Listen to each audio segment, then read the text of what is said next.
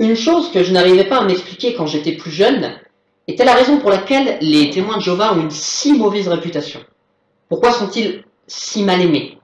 Comment des gens menant une vie si droite, si marquée par la recherche de la justice, pouvaient-ils récolter autant de mépris, voire de haine et de violence? Une question qui m'a hanté très longtemps et à laquelle encore aujourd'hui je n'ai pas toujours la réponse. Parce que, en ce qui me concerne, je ne me cachais pas. Alors, bon, je ne faisais pas non plus de prosélytisme à l'école ou plus tard sur mon lieu de travail. On va dire que je restais discret, peut-être un peu élusif sur le sujet. Mais j'avoue avoir parfois fait face à des réactions de suspicion de la part des autres dès qu'ils apprenaient que mes parents étaient témoins de Jéhovah. Et plus tard que moi-même je fréquentais la salle du royaume. Ce qui me surprenait, parce que de un, je n'avais, me semble-t-il, rien fait pour mériter cela, et de deux, quand je lisais des publications, il n'était pas rare de voir des gens du monde qui donnaient des témoignages dans le bon sens, félicitant les témoins de Jéhovah pour leur honnêteté, pour leur courage, enfin tout un tas de trucs, je suis sûr que tu en as déjà lu. On peut peut-être même mettre d'ailleurs à l'écran un article de ce genre. Alors, pourquoi moi, je n'avais jamais eu cela? J'y ai beaucoup réfléchi. Et bien que je ne sois personne, bien sûr, pour décréter que j'ai la réponse à cette question, que je suis probablement pas le seul d'ailleurs à m'être posé, je peux néanmoins partager les quelques pistes que j'ai explorées dans la réflexion que j'ai alimentée durant ces dernières années sur ce point. J'ai commencé d'ailleurs cette réflexion quand j'avais, entre 15 et 16 ans, après une séance de prédication qui m'a marqué. Une de celles où il fait froid, il pleut, et où tu te retrouves perdu en pleine cambrousse, à devoir marcher plusieurs centaines de mètres pour aller rejoindre la maison la plus proche.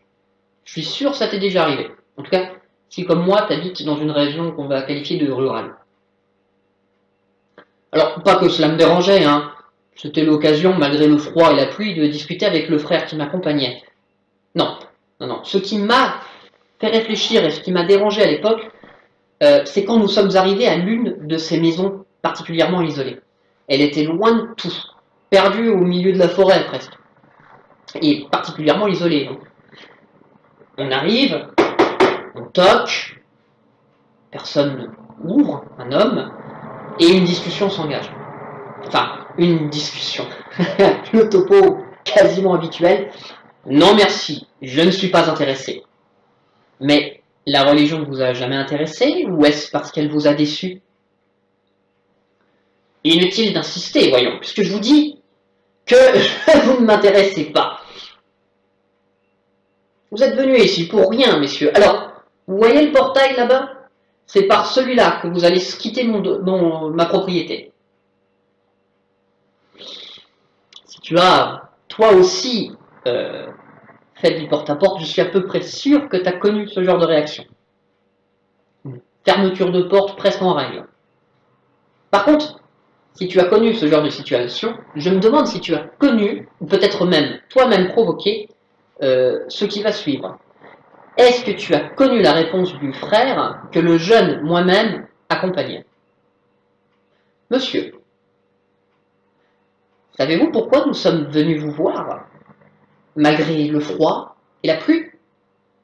C'est parce que nous avons à cœur de vous apporter de l'espoir, celui d'une vie meilleure, promis par Dieu.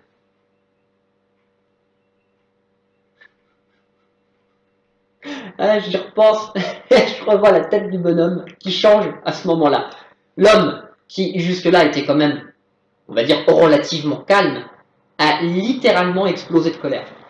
Et avec le recul, je pense que c'était compréhensible et que ça illustre assez bien la colère et le rejet que peuvent rencontrer les témoins de Jéhovah tout au long de leur longue vie chrétienne.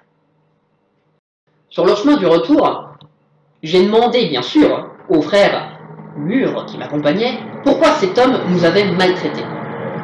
Après tous les efforts, alors que nous venions pour lui apporter un grand bien, et que nous ne l'avions pas maltraité, insulté ou autre. La réponse qui m'a été donnée était une réponse toute faite. Tu sais, Jésus nous avait annoncé que nous serions persécutés. En d'autres termes, il est en train de me paraphraser Jean chapitre 15, verset 18, traduction du Monde Nouveau. Si le monde vous hait, vous savez qu'il m'a haï avant de vous haïr. Après tout, n'est-ce pas là la réponse que donne le Collège central lui-même sur ce genre de sujet? C'est même devenu une de ses marques de fabrique. Comment reconnaître que nous sommes des vrais chrétiens, mais parce que Jésus avait annoncé que nous serions persécutés? Ça me rappelle ce qu'on peut lire dans Petit véhicule. On m'a conseillé d'ouvrir la fenêtre pour les problèmes de micro, mais vu la circulation qu'il y a. Bref, j'étais en train de dire, ça me rappelle ce qu'on peut lire dans Jésus, le chemin, la vérité et la vie, pages 124 et 125. Les apôtres ne devraient pas s'étonner de rencontrer de l'opposition en prédication, car Jésus leur dit « Un élève n'est pas supérieur à son enseignant, ni un serviteur supérieur à son maître. » La leçon est claire. Si Jésus a été persécuté, ses disciples le seront aussi. Il leur donne néanmoins cet encouragement. N'ayez pas peur de ceux qui tuent le corps, mais qui ne peuvent pas tuer l'âme. Craignez plutôt celui qui peut détruire à la fois l'âme et le corps dans la géhenne. Mais bon, si ça a satisfait le jeu de moi-même, ça ne l'a fait qu'un certain temps. Parce que c'était somme toute limité comme réponse. Faut dire, j'avais mal posé ma question. Pourquoi implique une intention, un but, et donc me permet de rentrer dans une narration. Pourquoi? Mais parce que nous servons Dieu, et pas les autres. Comme nous servons Dieu, et que les autres ne servent pas Dieu, ils sont sous l'emprise du diable, et le diable étant en opposition à Dieu, alors les gens qui le servent sont en opposition avec nous, serviteurs du vrai Dieu. Or, c'est pas tout à fait vrai. Quand nous sommes arrivés, cet homme n'avait pas forcément l'intention de nous gueuler dessus. Si un enfant demande pourquoi le ciel est bleu, et au moment où je tourne cette vidéo, le ciel est d'un bleu profond. Si on me demande ça, il est facile de répondre que c'est pour faire joli, ou que c'est parce que Dieu en a voulu ainsi, point barre. Mais est-ce que j'apporte vraiment une réponse constructive? Et est-ce que je suis capable d'étancher la soif de savoir de l'enfant? Ne serait-il pas plus judicieux de répondre à la simple question « Comment le ciel devient-il bleu ?» S'attarder ainsi sur le mécanisme, afin de pouvoir pas seulement être spectateur de ce qui se passe, mais également acteur, par la connaissance, être capable d'améliorer les choses. Alors aujourd'hui, c'est ce que je vais faire. Je vais me demander, non pas pourquoi cet homme nous a rejetés, mais comment cet homme en est arrivé au point de son hostilité. Et si la prédication et le discours qui va avec n'étaient pas vraiment ce que je pensais à l'époque.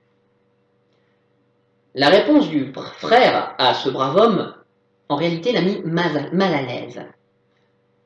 Mettons-nous à sa place 2 secondes.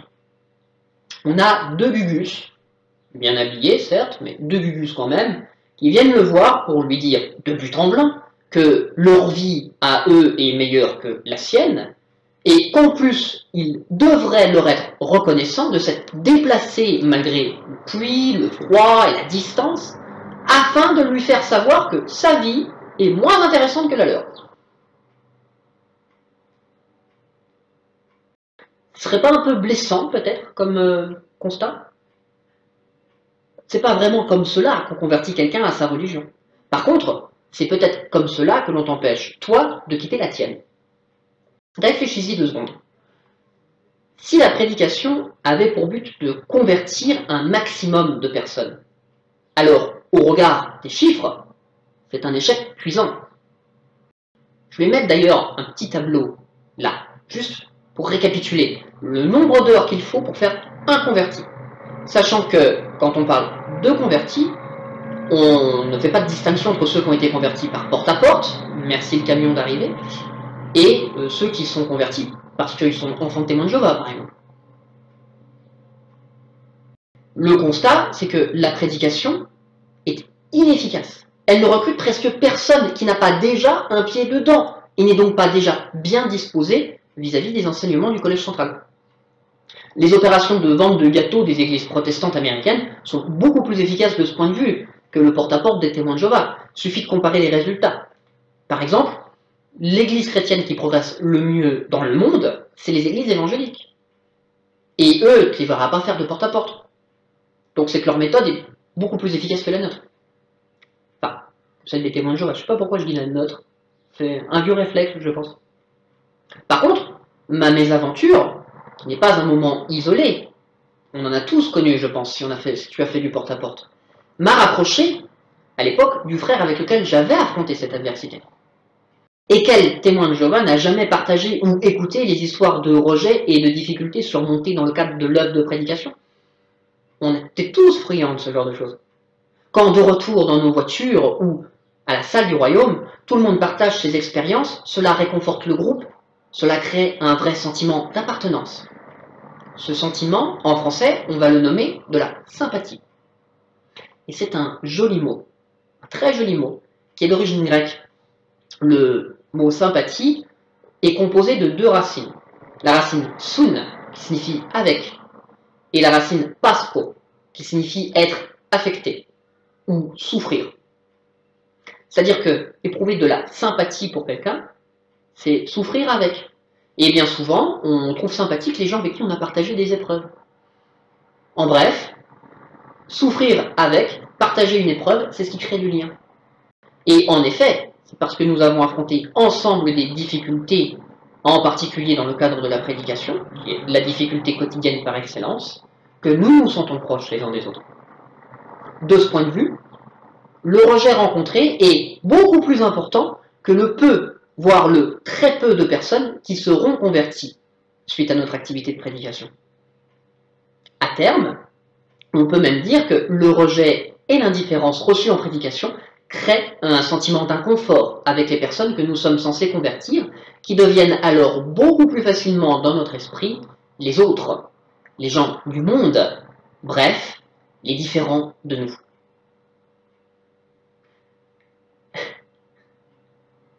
C'est vrai que je l'avais souvent pensé, mais d'exprimer à voix haute, ça fait quand même un petit truc. Hein. Ouais. L'inconfort ressenti avec les autres nous pousse alors à nous rapprocher de qui? Eh bien, des nôtres, de notre tribu, de notre assemblée, les gens qui sont comme nous, les autres témoins. Une fois observé ainsi, soyons honnêtes, le mécanisme d'appartenance devient clair. L'assemblée chrétienne est un groupe de confort. C'est un lieu d'encouragement et de support. C'est alors, pour cela, qu'on nous envoie à l'extérieur du groupe. Nous sommes envoyés à l'extérieur, en prédication, dans un monde froid et cruel, dans lequel nous rencontrons constamment le rejet et la honte, qui n'est pas toujours très agréable. Puis, les braves témoins rentrent glorieusement dans leur petite assemblée locale, en héros, ayant affronté le monde des gens du dehors, le danger de devoir côtoyer des personnes qui ne croient pas en Dieu. De nouveau en sécurité, nous créons alors des liens en partageant nos expériences de tentatives de conversion de tous ceux qui sont éloignés de Dieu. Mécanisme simple, quand il est vu de cette manière, et pourtant terriblement efficace parce que, emporté par son flot, on ne se rend pas compte vraiment de la manière dont il nous affecte et de la manière dont il amène nos actions à ne pas être vraiment les nôtres, mais celles que le groupe attend de nous. Et c'est ainsi que nous apprenons que le seul lieu où nous sommes acceptés, c'est auprès des personnes qui pensent comme nous, qui n'est pas sûr de sortir de notre groupe de référence. Et donc que le monde est notre ennemi, puisque par la prédication, nous l'avons éprouvé jusque dans notre chair. Petite citation. Référence pour le cahier Vie Ministère de mars 2019, page 1. L'amour fraternel, en grec Philadelphia, littéralement affection pour un frère, devrait exister entre tous les membres de la congrégation chrétienne. Par conséquent, les relations qui unissent les membres de la congrégation devraient être aussi étroites, fortes et tendres que dans une famille. Même si les membres de la congrégation se témoignent déjà de l'amour fraternel, ils sont exhortés à le faire plus pleinement. C'est-à-dire que le seul endroit dans lequel nous pouvons rencontrer de l'amour, c'est au sein de la congrégation. Un endroit qui, donc, par là même, va contraster encore plus avec les rares moments où nous sortons pour aller en prédication et rencontrer le monde cruel. Mais cela, bien sûr, ne fonctionne que si nous rencontrons du rejet. Aussi, le message, loin d'être conçu pour convaincre l'extérieur, est avant tout conçu pour que le témoin de Jéhovah soit agaçant. La conviction de l'existence d'une opposition entre le monde et la communauté de vrais chrétiens étant alimentée par une rhétorique qui nous est enseignée dans le cadre de l'école théocratique, qui prône l'idée d'une guerre spirituelle. La tour de garde, par exemple, d'avril 2016, pages 13 à 14, illustre assez bien ce genre de concept. Je cite. Nous livrons nous aussi une bataille incessante. Nos ennemis sont Satan, son monde et nos propres imperfections. Certains d'entre nous luttent depuis des décennies. Avec l'aide de Jéhovah, nous avons remporté des victoires. Mais nous pourrions nous lasser de combattre nos ennemis et d'attendre la fin de ce système de choses. Quelques paragraphes plus loin, on a une citation du même ordre. Quand tu affrontes une épreuve, représente-toi cette scène invisible. D'un côté, il y a Satan et ses démons, qui te montrent du doigt et prétendent que tu abandonneras sous la pression. De l'autre se trouve Jéhovah, son fils intronisé, les oins ressuscités et des myriades d'anges. C'est marrant parce que représenté comme ça, on croirait un champ de bataille avec deux armées qui se font face. Mais que fait le côté de Jéhovah, du fils intronisé, des oins et des anges? On a reçu la lecture. Il t'encourage, heureux de te voir endurer au quotidien et soutenir la souveraineté divine. Tu peux t'appliquer personnellement cette demande de Jéhovah. Sois sage, mon fils, et réjouis mon cœur pour que je puisse répondre à celui qui me provoque. Bref, on part du principe que nous sommes en guerre et que, par définition, tout ce qui n'est pas du groupe est notre ennemi et provoque Dieu.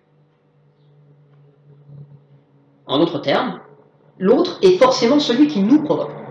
Et cela fonctionne en raison d'un complexe de persécution qui passe par la conviction que le monde nous est, comme on l'a vu avec le passage de Jean.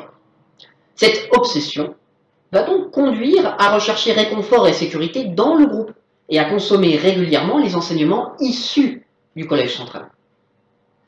Toujours la même tour de garde. Alimente ta foi au moyen de la nourriture spirituelle. Sur l'Everest, le plus haut sommet du monde, un alpiniste brûle 6000 calories par jour, bien plus que la normale. Pour endurer et atteindre le sommet, il doit absorber un maximum de calories. De même, pour endurer dans notre course chrétienne et atteindre notre objectif, nous devons absorber régulièrement le plus de nourriture spirituelle possible. Nous devons nous discipliner pour consacrer du temps à la lecture, à l'étude et aux réunions chrétiennes.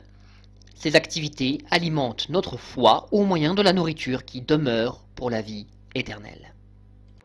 Cela se rapproche fortement quand même d'un processus d'addiction. C'est la mise en évidence de la menace qui constitue donc le ciment du groupe. Grâce à ce simple constat, je comprends déjà mieux au passage l'hostilité à toute idée étrangère ou contradictoire à la rhétorique habituelle. Mais cela va beaucoup plus loin. La particularité de cette paranoïa, je pense qu'il n'y a pas d'autre mot d'ailleurs, la définition de paranoïa, bref, ce que je voulais dire, c'est que la particularité de cette paranoïa, c'est que l'organisation va tendre à alimenter elle-même, voire à rechercher l'hostilité qui est à la base du mécanisme d'appartenance. Pour revenir à mon expérience de prédication, la réponse du frère n'était ni plus ni moins qu'une revendication de notre supériorité morale et spirituelle par rapport à cet homme. Et sa réaction, par conséquent, est due à son assimilation de nos paroles avec une forme d'arrogance à son égard. Alors, on va me dire, oui, mais en quoi c'était arrogant? Mais parce que justement, nous nous sommes considérés comme étant à même. Déjà, nous avons estimé, enfin le frère a estimé que cet homme n'avait pas d'espoir, et que nous pouvions lui apporter un espoir plus grand que tout ce qu'il avait connu jusqu'à présent. Bien sûr que notre réponse était le fruit de notre entraînement, mais soyons honnêtes, c'était surtout de la provocation. En d'autres termes, nous avons appris à provoquer les autres. Au moment du montage, je me suis dit qu'il fallait que j'illustre ça.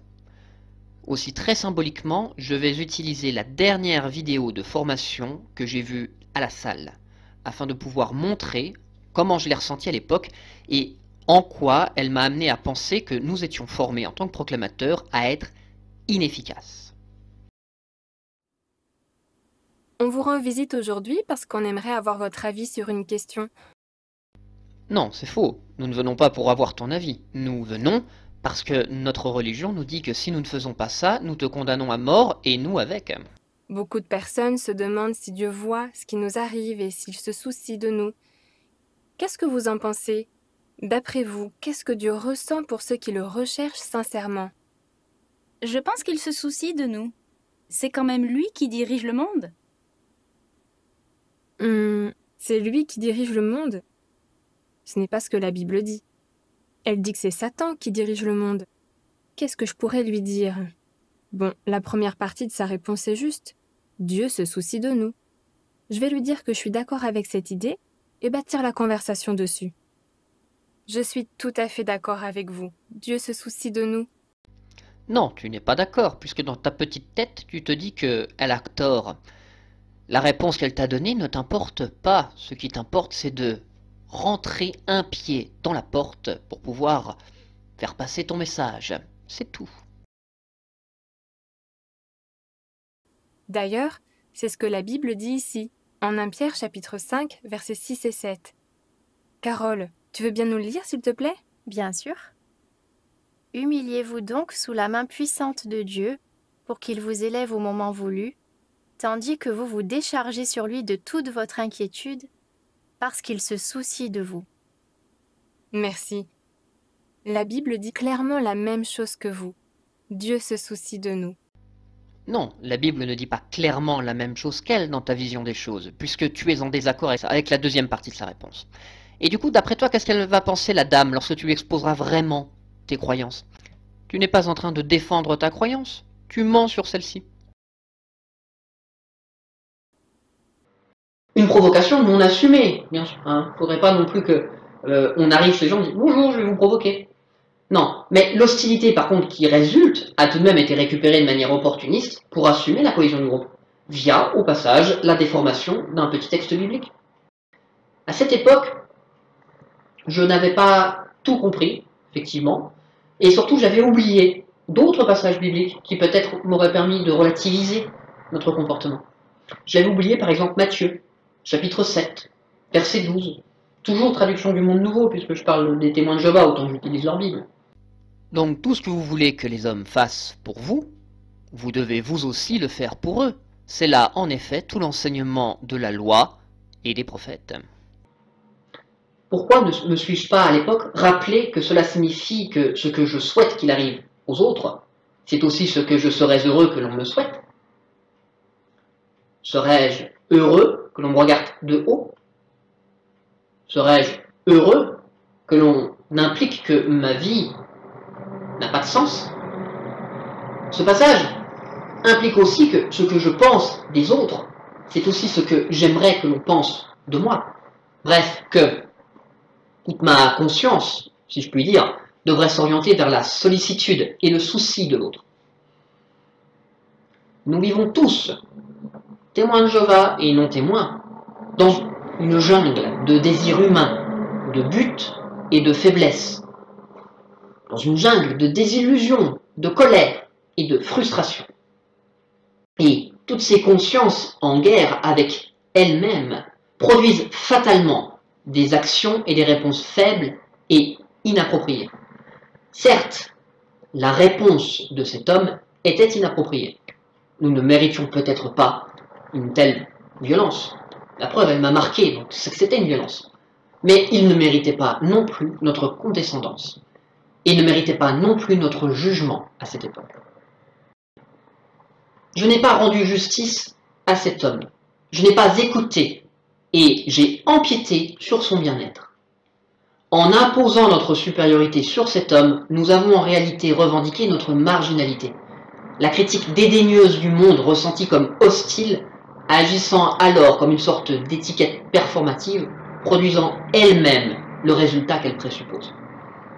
Ce que j'avais oublié, ce que j'oublie encore parfois, et que j'oublie sûrement d'ailleurs en faisant cette vidéo, où je donne quand même une leçon de morale, hein, soyons honnêtes, c'est Galates chapitre 6, verset 7. Ne vous y trompez pas, on ne se moque pas de Dieu, car ce que quelqu'un sème, c'est aussi ce qu'il récoltera. En effet, celui qui sème pour sa chair, récoltera de sa chair la destruction, mais celui qui sème pour l'esprit, récoltera de l'esprit la vie éternelle. Ne renonçons donc pas à faire ce qui est excellent, car nous récolterons en temps voulu, si nous ne nous laissons pas gagner par la fatigue.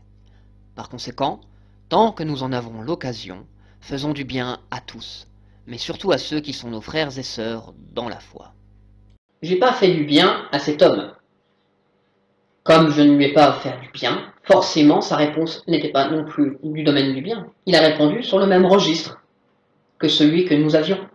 En d'autres mots, poser comme principe l'hostilité du monde et la coupure sociale engendre nos attitudes de repli communautaire et un discours qui, vu de l'extérieur, est perçu comme blessant, de sorte que le monde finit par adopter l'attitude qui lui était reprochée.